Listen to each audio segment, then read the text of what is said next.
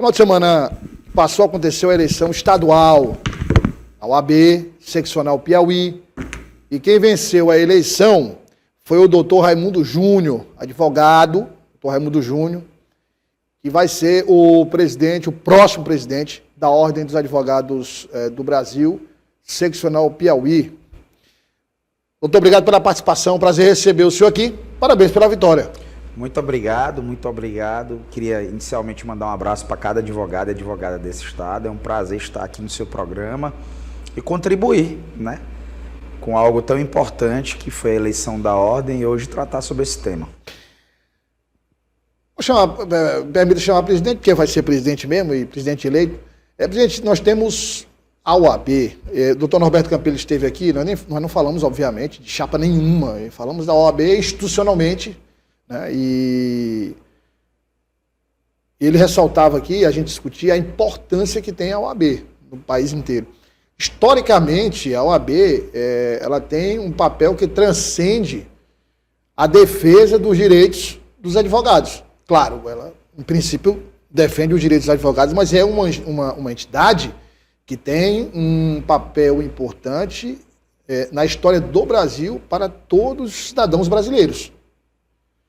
Regime militar, enfim, todos os períodos mais complicados, a OAB esteve ali defendendo os direitos dos brasileiros, não só dos advogados, e é inclusive uma entidade, eu não lembro exatamente o que o doutor Roberto falou, mas tem foi feita uma votação no Congresso, que é uma entidade que ela ganhou um status diferenciado por conta dessa importância que a OAB tem para o Brasil. Então eu fico imaginando o seguinte, o advogado que pleiteia a presidência da OAB precisa ter essa consciência. Não é? Quer dizer, não é só defender as prerrogativas dos advogados, ele precisa ter essa consciência mais ampliada que a OAB vai além dos muros da advocacia, né, doutor Raimundo? Certamente, eu nasci para a advocacia numa época em que os presidentes de ordem eles eram extremamente ativos em relação às questões sociais, especialmente aqui no Piauí. A OAB protagonizava muito em todas as discussões que envolviam a sociedade piauiense, temas inclusive mais caros para a sociedade, né, com muita coragem e com muita independência. E uma das grandes reclamações nos últimos anos foi que a OAB se tornou uma instituição muito letárgica e omissa em relação às discussões sociais. Pra você ter ideia, na época do William Guimarães, que foi presidente da ordem, a OAB era a instituição mais procurada do Piauí. Chegava a ser mais procurada do que o próprio Ministério Público, que é o órgão que recebe normalmente todas as denúncias dos cidadãos e das cidadãs. Então, um dos pilares do nosso projeto é retomar esse protagonismo, porque isso nos garante, inclusive, o respeito da sociedade piauiense. Presidente, só me permita um parênteses. Então, o senhor está dizendo que esse ativismo no bom sentido da OAB de fazer essa defesa da sociedade brasileira, aqui houve um recuo. Aqui houve um recuo, isso é óbvio. Nós deixamos de participar de discussões importantes que impactavam na sociedade. Eu acredito que isso tenha sido um dos motivos que fez a ordem nos últimos anos perder um pouco de representatividade, especialmente perante a sociedade. Vamos retomar como pilar da nossa ordem diversos assuntos e temas que envolvem a advocacia, porque ela não deixa de ser uma ordem, uma instituição importante para a classe e que deve preservar a melhoria da classe, mas também focando nesse protagonismo em relação às questões sociais, porque nós temos que abraçar cada cidadão e cidadã deste Estado. Presidente, o senhor como advogado já experiente, eu queria aproveitar aqui a oportunidade para perguntar ao senhor sobre os desafios. O que é que, assim, óbvio que o senhor tem 3 anos, um tempo, não é muito tempo, mas também não é pouco tempo, e a advocacia, assim como outras profissões, mudam. As profissões mudam, não é? Com frequência. Mas nesse momento, o que é que o senhor enxerga como causas que são importantes, são necessárias, urgentes? E aí eu falo, no caso realmente dos advogados, que são causas que precisam ser tratadas de imediato para melhorar a atuação dos advogados. Eu tenho dito que nós temos alguns pilares, e pilares importantes. Violação de prerrogativas, criminalização e aviltamento de honorários. Isso é um pilar urgente e necessário. Ao lado disso, nós precisamos também enfrentar a morosidade processual. Nós temos um judiciário muito moroso aqui no estado do Piauí, especialmente no âmbito da Justiça Comum Estadual e no âmbito da Justiça Comum Federal. E isso impacta diretamente no mercado de trabalho. Gera uma dificuldade para a manutenção dos mais experientes e gera muita dificuldade para o ingresso dos mais jovens, os advogados e advogadas que estão se formando e ingressando no mercado da profissão. Para você ter ideia, nós somos o segundo estado do país que tem uma das menores rendas para o advogado e para a advogada. E nós somos um dos estados do país que tem uma média maior do que a média nacional da advocacia como uma atividade secundária. Ou seja, a partir da qual os advogados e advogadas não sobrevivem ou vivem. Então nós queremos retomar isso como um pilar importante, porque nós acreditamos que, através da melhoria desses canais e desses temas, nós vamos melhorar a vida do advogado e da advogada aqui no estado do Piauí, investindo cada vez mais na capacitação dos advogados, especialmente daqueles que estão ingressando, de modo mais prático, para permitir que esse ingresso no mercado de trabalho seja sempre um ingresso mais tranquilo para qualquer advogado e advogada. Ora, presidente, essa questão que o senhor tocou da morosidade da justiça, isso é sistêmico e não é uma situação que se resolve rapidamente, não se resolve da noite para o dia. Como é que o senhor pretende dar esses primeiros passos para que, aliás, que é uma reclamação dos advogados e da sociedade, né? Na verdade, a morosidade, ela afeta a confiança do jurisdicionado, né? A sociedade, ela perde confiança no poder judiciário e às vezes deixa de ajuizar as causas que estão à sua disposição. Porque dizem, olha, não julga, o processo não anda, eu não vou mais ajuizar, eu não vou criar dificuldades em relação ao êxito naquela demanda e eu contrato menos advogados e advogadas. A despeito de sempre utilizarem essa expressão de que se trata de um problema sistêmico ou estrutural, a nível de Brasil a gente vê melhoria em diversos poderes, né, especialmente em estados que estão aqui ao nosso lado, e eu acho que esse trabalho tem que ser desenvolvido a partir da ordem. A ordem tem que ser mais firme, né, e a ordem tem que ser mais corajosa em relação a esse enfrentamento. Não à toa, nós vamos criar um núcleo de monitoramento da celeridade processual com aplicação de inteligência artificial para exigirmos trimestralmente de todo o Poder Judiciário piauiense, né, os números de produtividade, de efetividade e resolutividade em relação aos andamentos processuais, realizando as reclamações necessárias e a judicialização dos casos mais graves. Eu acredito que assim nós vamos começar a retomar um caminho que melhore, né, a vida útil do processo e, portanto, retomarmos a confiança da sociedade e da própria advocacia. O senhor falou judicialização dos casos mais graves. Significa o quê, presidente? Judicializar é você ir à frente, né? É você ir ao CNJ, é você se utilizar da ação civil pública, que tem a ordem goza de legitimidade constitucional, inclusive, para fazer esse ajuizamento nos casos mais graves. Vamos tratar a advocacia piauiense como prioridade. E é nesse sentido que eu digo que nós vamos judicializar os casos mais graves. O senhor falou esse núcleo de monitoramento com a utilização de inteligência artificial. Justo. Essa ferramenta é um desafio, não só para jornalistas, não só para médicos, mas também para advogados. Desde que surgiu aí, já tem casos, inclusive, de petições e documentos foram elaborados, depois foi descoberto, foi totalmente elaborado por inteligência artificial. Aí mora o problema, mas para todo mundo. Quer dizer, a inteligência artificial, ela tem que funcionar como uma ferramenta, ela tem que funcionar como um assistente, ela não tem que ser a peça principal, ou seja, ela não tem que ser o advogado, né? Porque a inteligência artificial, por mais treinada que ela seja, por melhor que ela seja, ela jamais vai ter essa capacidade de discernimento, essa avaliação humana que é necessária na hora de se tomar uma decisão, né? Seja do juiz, promotor ou advogado, na hora de escrever, na hora de fazer a defesa ou fazer uma acusação. Como isso o senhor pretende tratar aqui e fazer com que as IAs sejam usadas de forma positiva e produtiva? nós temos que seguir as transformações sociais, digitais e tecnológicas. O mundo todo está seguindo. Nós não podemos mais ter uma casa analógica. E eu acredito que com a capacitação mais prática, profissional, sempre tendo os limites éticos e sem alargá-los, nós vamos realizar o uso da tecnologia, o uso da ferramenta digital da melhor forma, sempre propiciando ao advogado e advogada um instrumento que facilite o seu dia a dia, inclusive em relação a network, prospecção de clientes, em diversos aspectos. Dá para compatibilizar todos os interesses. Até porque, para o uso da inteligência artificial, a gente precisa ter um advogado ou uma advogada preparada para que ele exija ou peça, né, ou integre a inteligência artificial de modo a extrair dela aquilo que ele deseja, aquele trabalho que ele deseja. A inteligência artificial, se não souber ser usada, ela é inútil. Inútil. Completamente inútil.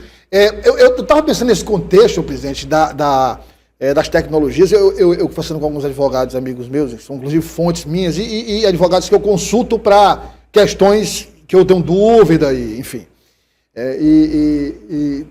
São 3. E tem um que é um pouco analógico, digamos assim. E aí ele falou assim, mas rapaz, você tem que... Não todos os 3 bem-sucedidos, enfim, mas você tem que procurar usar, por exemplo, a gente falando sobre internet, e eu dizendo, você tem um escritório belíssimo, um bonito escritório, vários clientes, enfim, mas não custa nada dar uma investida em tráfego pago, fazer uma campanha na internet mostrando os resultados, mostrando os clientes. Fala, rapaz, isso não é para advogado, não sei o que. Eu digo, mas não é para advogado, isso é para qualquer um, é para médico. Você já vê médicos, profissionais gabaritados fazendo a exposição positiva, lógico, do seu trabalho na internet. E isso é prospecção de cliente. E isso, inclusive, quando o bom advogado faz isso, ele se coloca como uma alternativa confiável para quem precisa de serviço de gente de confiança. Quer dizer, é preciso, nessa esteira que o senhor falou, se atualizar nesse aspecto. Eu acredito que da parte de alguns colegas ainda há uma romantização. Velhos tempos. Velhos tempos, mas nós temos que seguir essas transformações e entender que a advocacia hoje necessita de conceitos importantes, de empreendedorismo jurídico, de marketing, que aí envolve o tráfego e várias outras soluções, porque nós temos um mundo mais digital. E com o maior número de advogados, você o quê? Você precisa dessas ferramentas digitais para você se manter no mercado de trabalho. Com ética e responsabilidade dá para fazer. Dá para fazer e construir um caminho digital e tecnológico, uma revolução importante, mantendo sempre o respeito em relação à advocacia, aos limites que nós temos que impor em relação à ética profissional. Presidente, vamos ser aqui bem sinceros, quer dizer, hoje a gente tem uma competição muito grande na advocacia. Sim. Claro, se a gente fizer um mapeamento, por exemplo, do Piauí, um mapeamento do Brasil, a gente vai ver que, obviamente, existem locais que têm escassez de advogado. Porque com qualquer profissão, presidente, os profissionais, os bons profissionais, aqueles primeira prateleira, obviamente vão procurar os lugares onde a renda é maior. Isso é natural. Mas essa competitividade alta. Quer dizer, antigamente o advogado, por conta dessa escassez de profissional mesmo, o advogado em qualquer lugar, ele abriu o escritório e as próprias pessoas tratavam de fazer essa propaganda boca a boca. Agora nós temos advogado, então, o doutor Raimundo abriu aqui um escritório. Então a demanda era orgânica e natural. Hoje, com essa competição alta, muitas vezes você tem um bom advogado numa determinada localidade, numa cidade ou numa área de Teresina, que é a capital, e as pessoas ali próximas precisam, não sabem que ele está ali, que é bom, e terminam não usando o serviço ou procurando alguém lá do outro lado da cidade. Quer dizer, isso não é digamos, desvalorizar a profissão, muito pelo contrário, claro, é valorizar a profissão. Claro que não, é você estar antenado com aquilo que vem acontecendo no mundo e utilizar essas ferramentas da melhor maneira, inclusive para se manter no mercado, para ingressar nele. Você tratou aí de um amigo seu, que é um grande advogado, tem uma banca enorme e deve ter pelo menos aí 20, 25 anos de advocacia. Mais ou menos. Agora imagina quem está ingressando, com a quantidade de advogados que nós temos hoje. Se ele não tiver conceitos de empreendedorismo e de marketing, ele vai ter dificuldade de ingressar no mercado de trabalho. Porque ele vai precisar desse ramo digital para ele ser o quê? Descoberto pela sociedade. para que a sociedade passe através de um clique, através do Instagram, através de uma pesquisa no Google, verificar se aquele advogado ou aquela advogado atua naquela área ou não, verificar o site e aí realizar a contratação necessária. É assim que nós vamos reabrir o mercado de trabalho e é assim que nós vamos enfrentar essa dificuldade da concorrência e igualdade de oportunidades. Por exemplo, presidente, a gente tem vários casos no Brasil, advogados, inclusive... Renomados. Que realizam isso de modo extremamente propositivo. Exatamente. E renomados, advogados que estão começando agora, e aí os renomados fazem isso. Nós temos, inclusive, advogados renomados, com grandes bancas a nível nacional, que constituíram suas carreiras no boca a boca e que hoje se utilizam do mundo digital para se manter nesse mercado. Não, e aí o que eu quero colocar para o senhor é o seguinte... Os jovens advogados, porque em qualquer profissão, quando você está começando, a busca é criar autoridade. Claro. Sem autoridade, é difícil haver confiança. Então, por exemplo, muitos advogados estão fazendo o quê? Trabalhando na área de infoprodutos. Estão criando cursos para o exame da ordem, criando cursos específicos de direito tributário, direito criminal. Começam a trabalhar esses conteúdos, começam a ser descobertos, começam a faturar, claro. E a partir daí ganham autoridade e começam a criar uma banca e crescendo. Quer dizer, é muito mais rápido e seguro esse caminho e dá uma autoridade muito mais visível do que você ficar ali sentado atrás da sua mesa esperando que alguém bata a sua porta e... Hoje o marketing jurídico é essa ferramenta importantíssima e que tem essa capacidade de realizar a abertura e te colocar onde você quiser. Tanto que nós temos advogados aqui no Piauí, inclusive jovens, que advogam no Brasil todo, inclusive muito mais fora do Piauí do que dentro do Piauí. Então é uma ferramenta importantíssima e a gente precisa realizar essa adaptação, porque o mundo respeita muito, eu sempre digo, quem tem resiliência e adaptabilidade.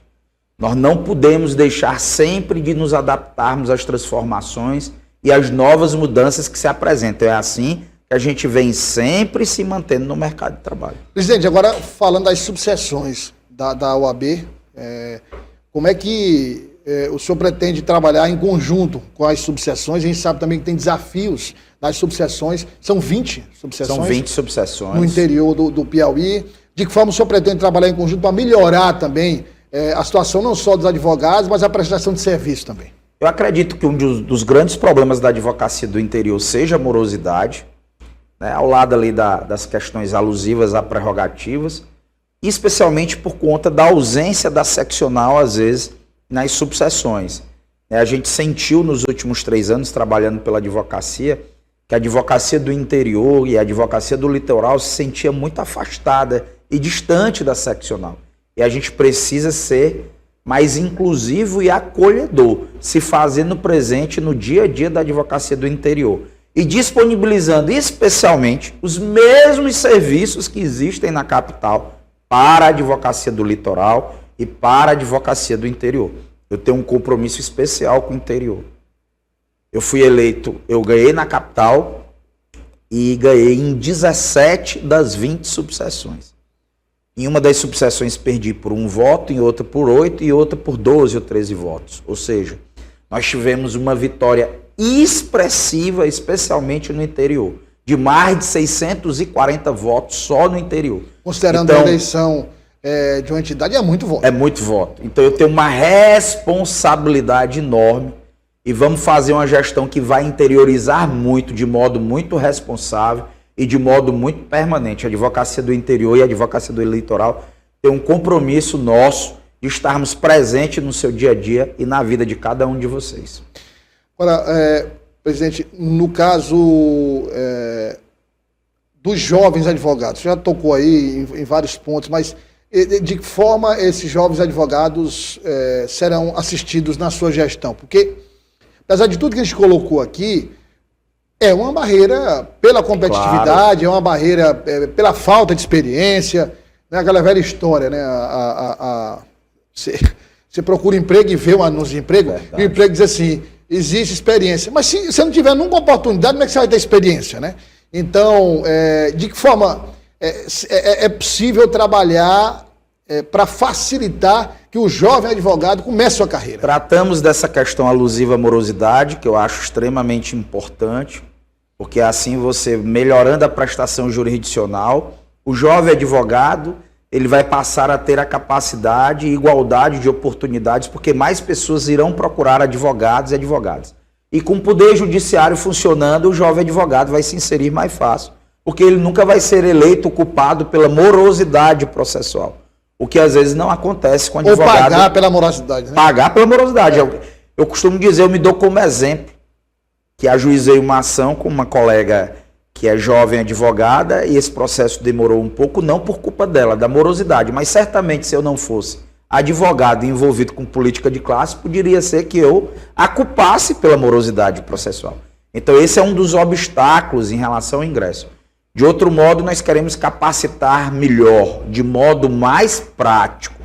Acredito que realizando essa capacitação mais prática, o jovem advogado, a jovem advogada, ele vai se inserir no mercado de trabalho com maior segurança, tendo menos medo, menos ansiedade, menos dificuldade.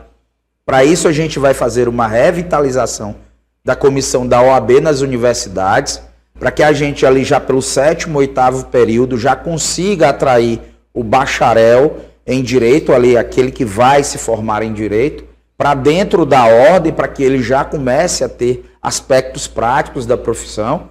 Vamos criar um núcleo de apoio à jovem advocacia, para que ele tenha noções mais práticas, com uma mentoria com advogados mais experientes, para que ele, quando ingresse no mercado de trabalho, ele tenha um colega mais experiente, o ajudando na formatação de petições, em audiências, sustentações orais, em resolução de casos urgentes, né, que é muito importante. E também trazendo esses conceitos que já discutimos dentro desse núcleo, prospecção de clientes, network, marketing jurídico, gestão de carreira, gestão de escritório, tanta coisa importante que pode impactar positivamente na vida do jovem advogado.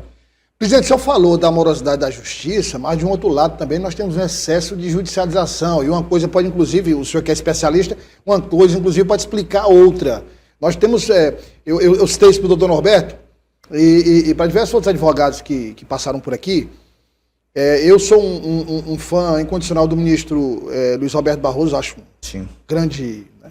Eu sempre cito aqui que tem várias sustentações orais do ministro Barroso no YouTube, mas aquela sustentação oral dele, não era ministro, obviamente, acho que procurador do Rio de Janeiro, do estado do Rio de Janeiro ainda. Procurador do estado do Rio de Janeiro. Ele fez a defesa das uniões homoafetivas. Ali são 15 minutos de alguma coisa.